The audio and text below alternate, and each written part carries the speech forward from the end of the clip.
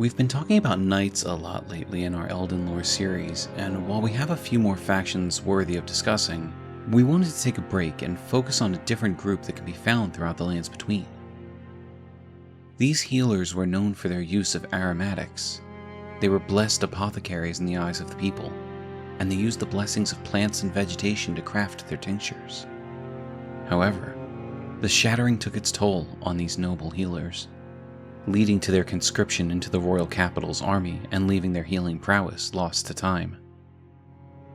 All that remains now are the compounds they crafted in wartime to grant strength to their allies and death to their enemies.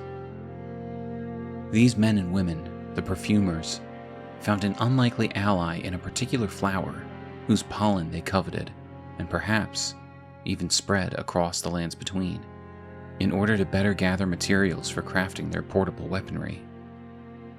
Today we will look at the history of the Perfumers, how they went from healers to bloodthirsty warriors, and the cut content that tells us a little more about Miranda, the Blighted Bloom, and the role she may have had in their downfall.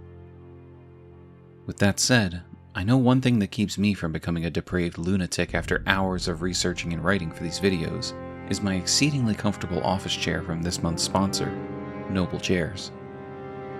Been running around the lands between for so long that you need a good rest? Or maybe you're butt sore waiting around for information on Elden Ring's first DLC expansion? Either way, you deserve a good sit, and the team at Noble Chairs is ready to deliver.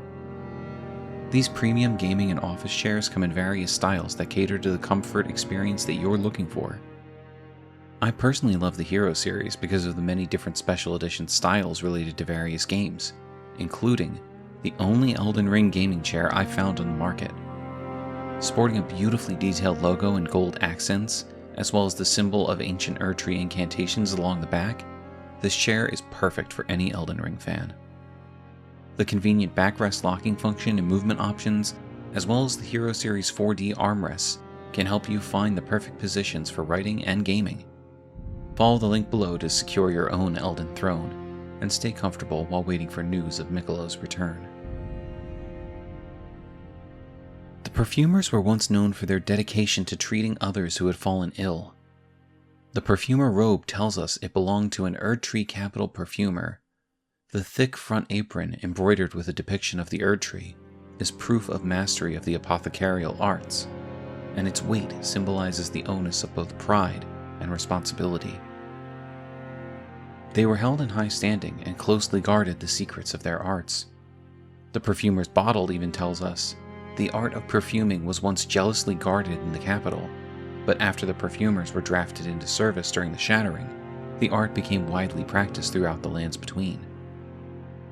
One instance of a perfumer who led a selfless life in service to others is that of Trisha, whose spirit ashes tell us her story. Trisha was once known as a healer who dedicated her efforts to treating misbegotten, omen, and all those seen as impure. When her efforts failed, she was their companion as they died, watching over them to ensure that they could pass peacefully, free of pain, a tale akin to the origins of the deathbed companions. Given the medicinal nature of the role of perfumer, we can safely assume that while most of their order were not like Trisha, watching over those Erdtree worshippers would despise, they likely carried out these same services for the denizens of Leyndell during better times. However, this was not to last, as once the Shattering took place, the Perfumers were not simply seen as healers, but as potential troops with deadly knowledge. If they knew the best way to keep you alive and healthy, surely they knew the best way to end your life. The Perfumerhood tells us, in time past, the role of perfumer was much respected, a blessed apothecary in the eyes of many, but after entering the battlefields of the Shattering, they performed no such role, trading their aromatics for poisons and explosives. Their sacred arts were twisted, turned from healing arts into aromatics and poisons meant to strengthen the troops around them and kill those that would threaten the capital. We know that these men and women were ill-suited for war, as even their shield points out their lack of physical strength. Golden shield used by the Perfumers of Leyndell during military service, made to be thin and light of weight. Even those lacking strength can employ this immunity-boosting shield. They were stripped of their original purpose, conscripted into an army, and made to use their sacred arts to fight. It's no wonder that some of them turned to depravity, while others chose to serve the Golden Order as ruthless Omenkillers. After defeating the Fell Twins in the capital outskirts, we find the ashes of Omenkiller Rollo, who paints a picture of one possible fate for the twisted perfumers. Spirit of Rollo, known as the first Omenkiller. Once a famous perfumer, Rollo imbibed a physic to rid himself of emotion, thus enabling him to enact his nightmarish labor, hunting the Omen. We know thanks to Trish's ashes that some perfumers may have held sympathy or empathy for the Omen, and the perfumer's traveling garb even bolsters this assumption. Garb of a traveling perfumer of no renown, an associate of a healer, he is said to be in search of new aromatics in flower gardens, in hopes of treating misbegotten, Omen, and all those seen as impure. Now as soldiers, the perfumers were not given any say into what tasks they were meant to carry out.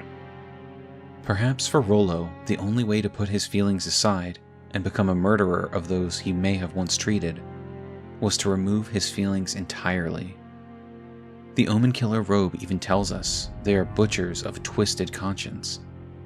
Its thick apron is worn in remembrance of Rollo, the progenitor of the Omenkillers and a perfumer of antiquity. It's likely that all Omenkillers were once perfumers, and they followed Rollo's lead.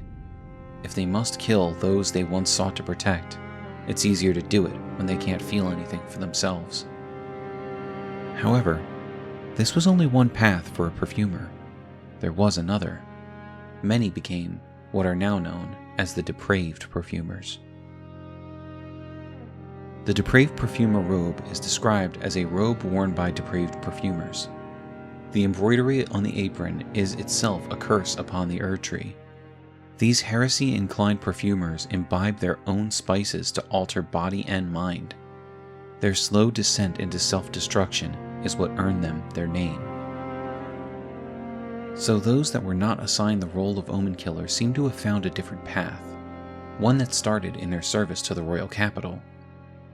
The spark aromatic and the uplifting aromatic tell us a bit about a typical perfumer's time in service to the royal capital army. The first telling us, though fire was prohibited to those who served the Erd tree, this rule was forgotten as the war drew ever on. And the second detailing, this aromatic has an extremely potent morale-raising effect that makes those accustomed to it fearless in the face of death. It was this influence that made the perfumers exceptional commanders. It seems at first, these mind-altering aromatics were seen as a benefit to the army, but in time, it gained the perfumers' scorn, perhaps because they stopped using their talents for the benefit of the Golden Order. Upon finding a hidden corpse within the Volcano Manor, we obtain the depraved perfumer Carman ashes. These ashes tell us, depraved perfumers practice their art for themselves alone. Carman was a notably formidable perfumer whose strength rivaled that of heroes, and it is said that he was in search of a secret physic of revivification. Clearly, he never attained his goal, as his corpse is strewn across the floor of Rykard's manor. But what's more interesting is the detail that the perfumers practice their arts for themselves alone. Up until this point, it's come across as if the perfumers are all in service to Leyndell, and had been so before their days of conscription in the military. But something has broken this loyalty, and we believe the answer lies deep in the heart of the Perfumer's Grotto, where we face an Omenkiller and Miranda, the Blighted Bloom.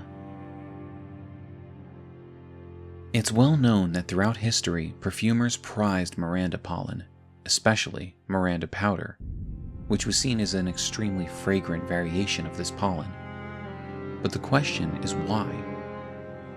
As far as we can find, only 2 tinctures of the perfumers utilize Miranda powder, one that creates poison and another that spreads fire, both of which hardly seem worthy of this dedication to the plant and its home deep within their grotto. However, there is an item that currently cannot be obtained in-game that may shed some light onto the Depraved Perfumer's obsession with this powder: Miranda's Prayer. This tool comes with the following description. This statuette depicts a flower that preys on humans, posed in prayer, uses FP to call down a deluge of light. Miranda, Maiden of the Flower Crucible, is said to have been the very first of this breed. This not only shows us the importance of Miranda, the Blighted Bloom, who may very well be the Miranda mentioned in this item description, but also opens up our understanding of these plants as a whole. Miranda is described as a Maiden of the Flower Crucible, and the skill described by this item is only used by one character in Elden Ring, Melina.